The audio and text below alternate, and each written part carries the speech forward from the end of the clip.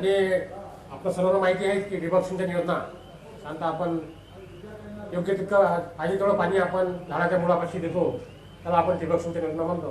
त्याच्यामध्ये एक ठिबक सिंचनाचे बरेच प्रकार आहे. ऑनलाईन सिस्टीम आहे, इनलाईन सिस्टीम आहे. साधारणतः आपलं फळबागा पिकं असते आणि संत्रा मोसंबी याला आपण ऑनलाईन सिस्टीम लावतो आणि वरून ड्रिपर लावतो.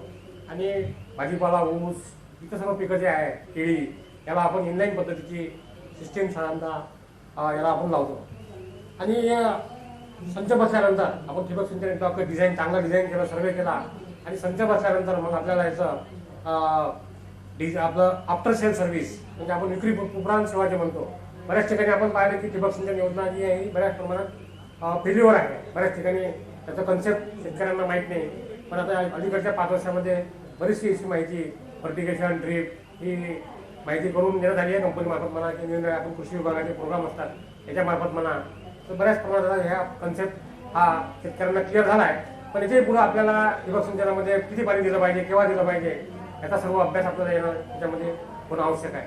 आपण आता इथे विक्री उपरांत सेवा म्हणजे आफ्टर सेल सर्व्हिस याचा आपण हे करणार आहोत.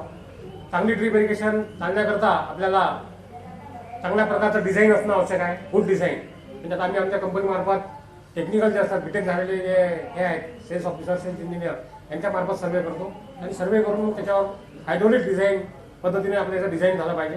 क्वालिटी ऑफ मटेरियल आपण ठिबक सिंचनामध्ये जे काही मटेरियल वापरणार आहोत ते चांगल्या क्वालिटीचं असलं पाहिजे. आणि सरते शेवटी after sale service. After sale service म्हणजे विक्री उपरांत सेवा, विक्री पश्चात सेवा याची जबाबदारी जशी शेतकऱ्याची आहे तशी त्या कंपनीची सुद्धा आहे. ती आपण काय जबाबदारी आहे ती पुढे आपण पाहू. आता एक ग्राफ दाखवला इथे त्याच्यामध्ये साधारणतः 68% शॉर्ट कमिंग म्हणजे आफ्टर सेल सर्व्हिस जर नाही दिली आपण कोणत्याही प्रॉडक्टमध्ये ट्रॅक्टर म्हणा, ड्रीप इरिगेशन म्हणा, सीडचं म्हणा, तर आपला 68% 70% आपण ग्राहक याच्यामध्ये गमावू शकतो. हा या ग्राफवरून आपल्याला दाखवलेला आहे. आता विक्री उपरांत सेवा याच्यामध्ये 2 हे आहे. मॅन्युफॅक्चर म्हणजे उत्पादक याची जबाबदारी काय आहे. उत्पादकांनी आपल्याला इरिगेशन आणि फर्टिगेशनचं शेड्यूल दिलं पाहिजे. आपण कोणत्या संत्रा मोसंबी भाजीपाला कोणत्या पिकावर डिझाईन करत असाल त्याचा पाण्याची मात्रा प्रत्येक वर्षाला किती राहील त्याचा आपण दिलं पाहिजे. प्रॉपर गाईडलाईन्स एक मार्गदर्शिका आम्ही जैन इरिगेशन मार्फत देतो. ती गाईडलाईन आपण याच्यासोबत आपण शेतकऱ्याला दिली पाहिजे. आणि त्या मार्गदर्शिकेमध्ये सर्व्हिस कुपन असतात ते कुपनाचा आपण उपयोग घेतला पाहिजे. म्हणजे आपल्या शेतकऱ्याचा जो काही फीडबॅक आहे सिस्टीमबद्दल म्हणजे चांगला असेल किंवा वाईट असेल तो सुद्धा आपण याच्यामध्ये कळवला पाहिजे. कंपनीमार्फत किंवा कृषी विभागामार्फत अवेअरनेस प्रोग्राम शेतकरी मेळावे म्हणतो आपण किंवा विक्री उपरांत सेवा आफ्टर सेल सर्व्हिस कॅम्प असे त्या भागामध्ये आयोजित केले पाहिजे.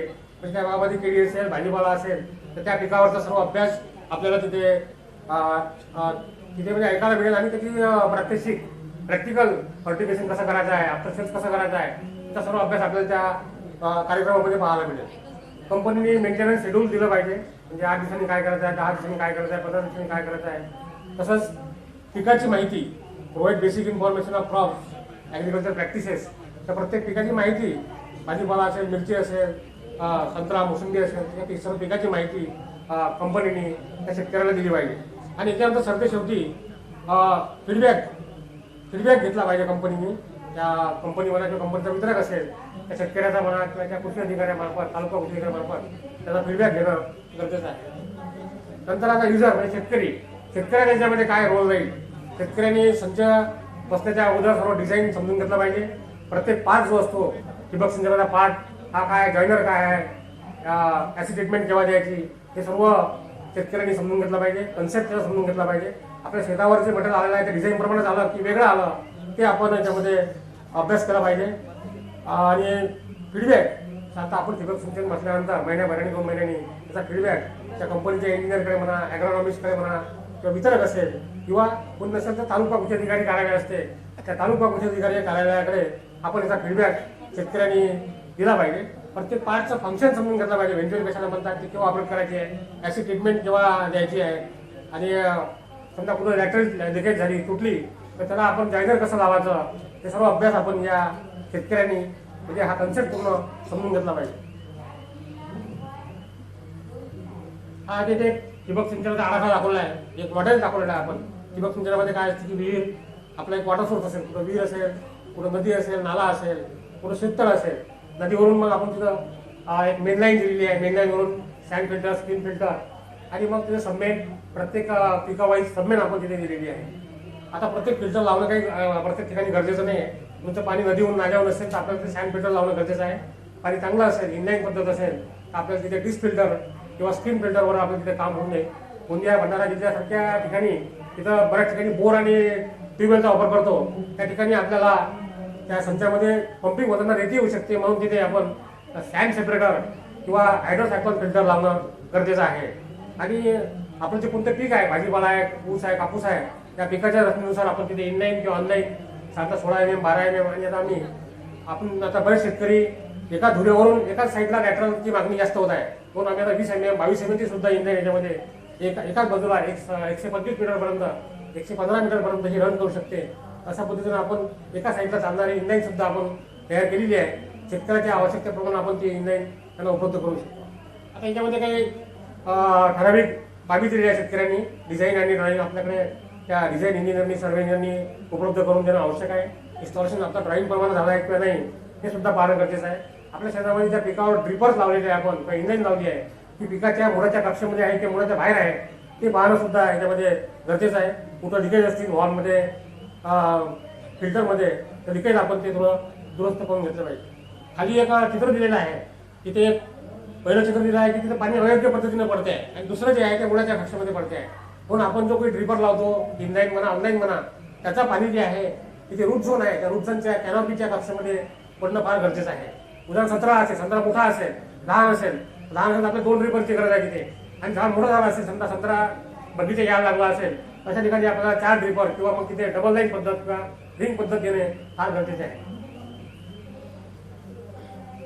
एक मेंटेनन्स शेड्यूल आहे. साधारणतः आपण आपलं ठिबक सिंचनचं डिझाईन करण्यापूर्वी किंवा संच बसण्यापूर्वी माती आणि पाण्याचं निरीक्षण हे करणं फार गरजेचं आहे. शासन सुद्धा सबसिडीचा जो GR काढलेला आहे त्या फाईलमध्ये माती पाणीचे परीक्षण प्रत्येक शेतकऱ्याला करणं फार गरजेचं आहे. म्हणून आपण RCF असेल किंवा सरकारी गव्हर्नमेंट डिपार्टमेंटच्या ज्या वॉटर टेस्टिंग लॅबॉरेटरीज आहे तिथून आपला हा अहवाल आपण प्राप्त केला पाहिजे. जेणेकरून आपली याचा पर्पज काय आहे, याचा उद्देश काय आहे, तर माती आपली कोणत्या प्रकारची आहे, कुठं रेताळ माती असेल, कुठं काळी माती जास्त असेल, अशा ठिकाणी आपल्याला कोणता ड्रिपर लावायचा आणि किती डिस्चार्ज द्यायचा आहे याचा अभ्यास आपल्याला या सॉईल टेस्ट घेऊन करता येतो. तसाच सॉईलचा pH आपला किती आहे, म्हणजे आपल्याला रासायनिक प्रक्रिया कोणती द्यायची आहे किंवा खतं कोणती द्यायची आहे ते सुद्धा आपण याच्यावर ठरवू शकतो. तसंच पाण्याचं सुद्धा आहे. बऱ्याच ठिकाणी पाण्यामध्ये सॉल्ट असतात, pH जास्त असतो. अशा ठिकाणी काय होते की आपल्याला तिथं पांढरा लेअर तयार होतो, म्हणजे सॉल्ट डिपॉझिशन तिथे तयार होते. म्हणून हे पाण्याचं सुद्धा आपल्याला निरीक्षण त्या ठिबक सिंचनची डिझाईन करण्यापूर्वी करणं फार गरजेचं आहे. त्यामध्ये ठिबक सिंचन बसल्यानंतर इनलाईन असेल किंवा ऑनलाईन असेल त्याच्यामध्ये रोज आपण काय करायला पाहिजे हे त्यामध्ये दिलेलं आहे. रोज आपण फिल्टर जवळ जे आहे ते प्रेशर मोजायला पाहिजे. कारण ही जी सिस्टीम आहे आपली प्रेशरिंग सिस्टीम आहे. आपल्याला ठिबक सिंचन योजना राबवण्याकरता साधारण 1 kg प्रेशर म्हणजे मीटरमध्ये 10 मीटर प्रेशर आपल्याला लागते.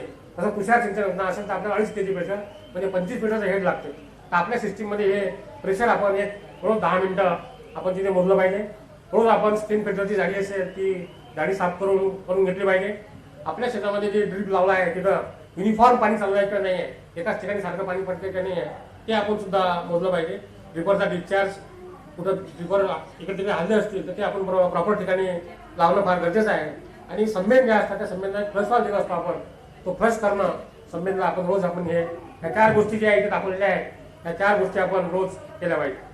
दाखवलं आहे की नळ्याच्या शेवटी आपण कसे टोकं काढायचे आणि तिथं पाणी जाऊ द्यायचं. साधारणतः आपण 2 एकर 3 एकर शेत असेल, एका बाजूला नळ्या आपण टोकं काढत जायचं, जेणेकरून त्या नळीतलं जे काही घाण पाणी आहे, कचरा पाणी आहे ते तिथून निघून जाईल.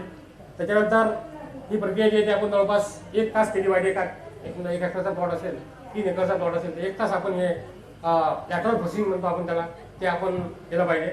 आणि नंतर फ्लशवाल जो आहे तो फ्लशवाल तिथे दाखवला आहे. अँटी क्लॉकवाईज म्हणजे घराच्या उलट्या दिशेने फिरवून तो फ्लशवाल सुरू होईल आणि त्यातलं जे काही त्या संमेनमधलं जे काही कचरा असेल आणि कचरा असेल तो त्या पोस्टने निघून जाईल, ते आपण केलं पाहिजे. खाली आपल्याला सँड फिल्टर दाखवला आहे. सँड फिल्टरला आपल्याला बॅक फ्लश करणं आवश्यक आहे. पण ही सुद्धा प्रक्रिया आपण रोज किंवा 8 दिवसांनी एक साधारण अर्धा तास 1 तास आपण या सँड फिल्टर फ्लशिंग करण्याकरता, बॅक फ्लशिंग करण्याकरता आपण दिला पाहिजे. आता एक मंथली म्हणजे महिन्याच्या महिने आपण काय केलं पाहिजे, प्रत्येक महिन्याला आपण याची ट्रीटमेंट द्यायला पाहिजे. जर आपण रासायनिक खताचा किंवा जे आपण सोल्युबल फर्टिलायझर्स आहे त्याचा वापर जर संत्र्यामध्ये केला, आता बरेच शेतकरी आपण करतोय, भाजीपाला, ऊस आहे, कापूस आहे किंवा केळी पीक आहे, त्याच्यामध्ये बऱ्याच प्रमाणात आपण लिक्विड फर्टिलायझर वापर करतो. लिक्विड फर्टिलायझर जर आपण रेग्युलर दिलं तर मग आपल्याला हे ॲसिड ट्रीटमेंट सुद्धा देण्याचं जास्त काम पडणार नाही. हे आपण ॲसिड ट्रीटमेंट पाण्याचा आपला पीएच किती आहे हे तपासून साधारणतः आपण आपल्या नागपूर भागामध्ये म्हणा किंवा भंडारा गोंदियामध्ये म्हणा वर्षभरातून 3 किंवा 4 ट्रीटमेंट दिल्या तर भरपूर आहे. काही ठिकाणी अमरावती जिल्हा आहे, तिकडे दर्यापूर तालुका आहे, त्या ठिकाणी सॉल्ट जास्त आहे.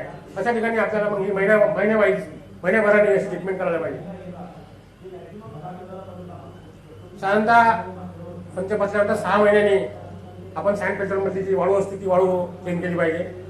संचामध्ये आपले काही एल्बो असतात, ती असतात, तिथे कुठं लिकेज झाला असेल तर आपण ते एल्बो ती बदलून घेतले पाहिजे किंवा तिथं सोल्युशन लावून तो लिकेज आपण बंद केला पाहिजे. आणि महत्त्वाचं म्हणजे पंप. आपण जो पंप लावला आहे तिथे आपल्याला 1 kg प्रेशर मिळत नसेल मग आपण तो पंप जो आहे तो बदलवला पाहिजे, जेणेकरून त्याला 1 kg प्रेशर मिळेल. किंवा मग आपला बोर असेल किंवा असेल तर बोरसारख्या ठिकाणी आपल्याला तिथे एखादा टँक तर करता आला किंवा विहिरीतून पाणी देता आलं तर तसं आपण एक दक्षता घेणं सर 6 महिन्यांनी याच्यामध्ये आवश्यक आहे. आता जनरल बाबी आहे काही ठिकाणी, म्हणजे आपण बऱ्याच ठिकाणी उंदराचा आणि याचा प्रादुर्भाव बराच असतो. अशा ठिकाणी आपण तिथे उंदरासाठी काही बहुज शब्द आले पाण्यासाठी तर त्या तो प्रयोग आपण करू शकतो. जास्त प्रमाणाचा हा त्रास असेल तर आपल्याला अँटी रोडन म्हणजे आम्ही जेव्हा लॅटरल तयार करतो कंपनीमार्फत त्याच्यामध्ये जास्त हे असेल अशा ठिकाणी आपल्याला त्याच्यामध्ये टॉक्झिक मिसळून अँटी रोडन RD लॅटर म्हणतो आपण त्याला, ती आपण तिथे लावली पाहिजे. आणि पाणी देताना आपल्याला कोणतं पीक आहे त्या पिकाची रिक्वायरमेंट किती आहे ते आपण समजून घेतलं पाहिजे. बऱ्याच ठिकाणी शेतकरी मग संच सुरू केला की दिवसभर सुरूच ठेवतात, तसं नाही आहे ते. आपण जे डिस्चार्ज दिलेला आहे ड्रिपरचा त्याची रिक्वायरमेंट किती आहे त्याप्रमाणे संत्रा असेल तर 2 तास 3 तास आपण संच लावला पाहिजे. भाजीपाला असेल तर 2 तास भरपूर आहे, केळी असेल तर 2 तास 3 तास त्याच्या रिक्वायरमेंट पाहून आपण तो संच तिथे संत्र्याचा वापर आपण केला पाहिजे. ही रासायनिक प्रक्रिया याच्याबद्दल दिलेलं आहे. याच्यामध्ये हे झाला आपला म्हणजे आफ्टर सेल सर्व्हिस आपण काय करायला पाहिजे आपण त्याच्यामध्ये दिलेलं आहे. ॲसिड ट्रीटमेंट आणि याच्यामध्ये 2 प्रकारच्या क्लोरीन ट्रीटमेंट ह्या 2 ट्रीटमेंट याच्यामध्ये असतात. आणि ठिबक सिंचनाचा वापर आता मोठ्या प्रमाणात आपल्या भागात होतो आहे. बऱ्याच ठिकाणी शेतकरी त्याचा चांगला उपयोग घेत आहे आणि उत्पन्न सुद्धा चांगल्या प्रकारे काढत आहे. त्याच्यामध्ये शासनाने एक विदर्भ VIDP म्हणून योजना केली आहे. त्याच्यामध्ये प्रत्येक शेतकऱ्याला 2 हेक्टरपर्यंत लाभ घेता येते. अल्पभूधारक असेल तर त्याला 75% अनुदान आणि हेक्टरी 55,000 रुपये अनुदान आहे. आणि मोठे शेतकरी असतील तर 35,000 रुपयेपर्यंत त्याच्यामध्ये अनुदान आहे. आणि आमचा प्रत्येक जिल्ह्याला जैन इरिगेशनचं कार्यालय आहे. नागपूर भागात आमच्या इथे डेपो आहे, ऑफिस आहे. आणि त्याच्या सर्व प्रत्येक तालुक्याला प्रत्येक जिल्ह्याला कंपनीचे इंजिनियर ठेवलेले आहे. त्यांच्यामार्फत आपल्याला ही योग्य सेवा मिळू शकते. कंपनीने प्रत्येक तालुक्यामध्ये सुद्धा वितरक केलेले आहे. वितरक सुद्धा आम्ही ट्रेन केलेला आहे. त्याच्यामार्फत आपण याचा चांगल्या प्रकारे उपयोग घेऊ शकतो. शेतकरी बंधूंना एवढं सांगत आहे की आपण ठिबक सिंचनामध्ये नुसतं पाणी वाचू शकत, पाणी वाचून हाच उद्देश नसून आपण चांगल्या प्रकारचं उत्पन्न आपल्या भागामध्ये भंडारा जिल्ह्यामध्ये पवनी तालुक्यामध्ये गाव आहे निलज म्हणून, तिथे वराडाच्या शेतकऱ्यांनी चांगल्या प्रकारचं उत्पन्न घेतलं. भंडारा गोंदिया जिल्ह्यामध्ये केळीचं उत्पन्न चांगलं 25 किलो 35 किलोपर्यंत घड काही शेतकऱ्यांनी घेतलेलं आहे. कापसाचं उत्पादन वर्धा जिल्ह्यामध्ये नागपूर जिल्ह्यामध्ये सुद्धा घेतलं आहे. एवढंच नाही तर संत्र्याला एक अल्टरनेट म्हणून मागच्या वर्षीपासून डाळिंबाची लागवड सुद्धा आपल्या जिल्ह्यामध्ये आपल्या भागामध्ये वर्धा नागपूर काही ठिकाणी चंद्रपूर जिल्ह्यामध्ये ही लागवड, अमरावती भागामध्ये ही लागवड सुद्धा चालू आहे. एक काटोले म्हणून शेतकरी आहे, त्यांनी 15 एकरवर साधारणतः 32 लाखाचं पहिल्याच वर्षी डाळिंबाचं उत्पन्न घेतलं आहे. आणि त्यांचं पाहून संत्र्याला एक सबस्टिट्यूट म्हणून अल्टरनेट म्हणून बरीचशी यावर्षी आम्ही 200-300 एकरपर्यंत ड्रीपचं काम या डाळिंबावर केलेलं आहे. आणि लागवड जवळपास 4,000 हेक्टरपर्यंत नागपूर जिल्ह्यामध्येच ही लागवड होणार आहे. त्याचबरोबर ऊस आहे. ऊसासाठी सुद्धा आम्ही महात्मा सहकारी कारखाना आहे, कुर्ती आहे, बेलाचा कारखाना आणि वैनगंगा भंडारा या ठिकाणी ऊसावर सुद्धा आम्ही चांगल्या प्रकारचं काम त्यामध्ये करतो आहे. बरेच शेतकरी भाजीपाल्यामध्ये सुद्धा आता भंडाऱ्याची एक शेतकरी आहे आशिष खेडीकर म्हणून, ते दरवर्षी भाजीपाल्यामध्ये मिरची, कारली, आता टोमॅटो लावला आहे. अशा प्रकारचं आपण याच्यामध्ये उपयोग घेऊ शकतो. जास्तीची माहिती आपल्याला आपलं जैन इरिगेशनचा हॉल 2 नंबरच्या याला आहे, तिथे आपण याची पूर्ण डिटेल्स माहिती घेऊ शकतो. आता शेवटी मी एवढंच सांगितलं की आपण सर्व हे बोलल्यानंतर आपल्याला याच्यामध्ये फायनान्स हा फार महत्त्वाचा घटक असतो. नॅशनलाइज बँक आहे, ती bank of India, state bank आहे, त्या सुद्धा याच्यामध्ये आपल्याला कर्ज द्यायला तयार आहे. मागच्या वेळेस कळमेश्वर येथे स्टेट बँकेने फार चांगली मदत त्याच्यामध्ये आम्हाला झाली होती. त्यांनी 50 संच उन्हाळ्यामध्ये त्यांना लोन देऊन चांगल्या प्रकारचं तिथे आपल्याला त्या ठिबक सिंचनाचा वापर करता आला. स्टेट बँक आहे, कोऑपरेटिव्ह बँक आहे, सर्व बँका याच्यामध्ये सहभागी आहेत. त्यासोबत आम्ही आमच्या कंपनीची सफल म्हणून नावाची एक बँक, नॉन कमर्शियल बँक आहे, की जे त्याची RBIची परमिशन आहे, त्या सफल बँकेचं सुद्धा लोन आम्ही शेतकऱ्याला या बँकेमार्फत मिळू शकतो. त्याचं अमरावती येथे धोरण कार्यालय आहे आणि वर्धा आणि नागपूर येथे याचं रिजनल ऑफिस आम्ही केलेलं आहे. आता त्याच्यामध्ये 2 प्रकारचे लोन आम्ही देतो. याच्यामध्ये पहिले आम्ही शेती करताच फक्त लोन याच्यामध्ये देतो. ड्रीप इरिगेशन, स्प्रिंकलर असेल, पोल्ट्री किंवा डेअरी फार्म असेल, किंवा तुमचं ड्रिप इरिगेशन आहे, पॉली हाऊस आहे, ग्रीन हाऊस आहे, याच्याकरता आम्ही या सफल बँकेमार्फत लोन कर्ज पुरवठा करतो. याच्यामध्ये 2 प्रकारचा आहे. आता आपल्याकडे आता विदर्भ डेव्हलपमेंट म्हणून प्रोग्राम आहे, 8 जिल्ह्यामध्ये सध्या सुरू आहे. भंडारा, गोंदिया आणि गडचिरोली जिल्ह्यामध्ये सुद्धा हा कार्यक्रम शासनाने आखण्याचा आता प्रयत्न केलेला आहे. तिथे ही योजना सुरू होईल. अशा ठिकाणी आपल्याला तुम्हाला अनुदान मिळणारच आहे. पण अनुदान महत्वाचं तर जे काही पैसे तुम्हाला शासनाकडून मिळणार आहे, या पैशावर आम्ही तुम्हाला लोन करून देणार. त्याच्यामध्ये तुम्हाला मार्गदर्शन करण्याची गरज नाही. मिनिमम डॉक्युमेंट देऊन 7-12 आठवडा नकाशे आहे आणि तुम्हाला जे प्री सँक्शन मिळते ते प्री सँक्शन देऊन आम्ही विदाउट मार्गदर्शन सांगता लोन यामध्ये मिळवून देऊ शकतो. आणि दुसरा जे प्रकार आहे, तुम्हाला समजा मोठा फेन्सिंग वगैरे किंवा ड्रीप इरिगेशनचा पूर्ण मोठा प्रोजेक्ट करायचा असेल, त्याच्यामध्ये मग मार्गदर्शन करून आमचा 12% व्याज या दराने या सफल बँकेमार्फत आम्ही तुम्हाला हे लोन प्राप्त करून देऊ शकतो. याचे सुद्धा सफल बँकेचे सुद्धा कार्यालय नागपूरला होणार आहे आणि वर्धेला झालेलं आहे ऑलरेडी तिथे. त्याचा सुद्धा आपण उपयोग घ्यावा. आयोजकांनी मला ही इथं बोलण्याची संधी दिली, त्याबद्दल मी त्यांचे आभार मानतो.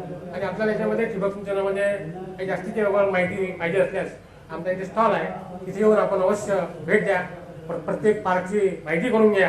आणि मी एवढंच आपल्याला आवाहन करेल की शासनाने मोठ्या प्रमाणात आपल्या भागामध्येच फक्त हे अनुदान उपलब्ध आहे विदर्भाकरता. या VIDP योजनेमध्ये केंद्र शासनाने डायरेक्ट आपल्याला दिलेला आहे. साधारणतः 25 कोटी रुपये यावर्षी 8 जिल्ह्याकरता दिलेला आहे. नागपूर जिल्ह्याकरता 12 कोटी, वर्ध्याकरता 6 कोटी, चंद्रपूरला 4 ते 5 कोटी अनुदान याच्यामध्ये उपलब्ध आहे. आणि आपण याच्यामध्ये हा विषय समजून मोठ्या प्रमाणात सहभागी होऊन आपल्या शासनाचे अनुदान आहे याचा उपयोग घ्यावा आणि आपलं उत्पन्न वाढवण्याचा प्रयत्न करावा. जय हिंद, जय महाराष्ट्र.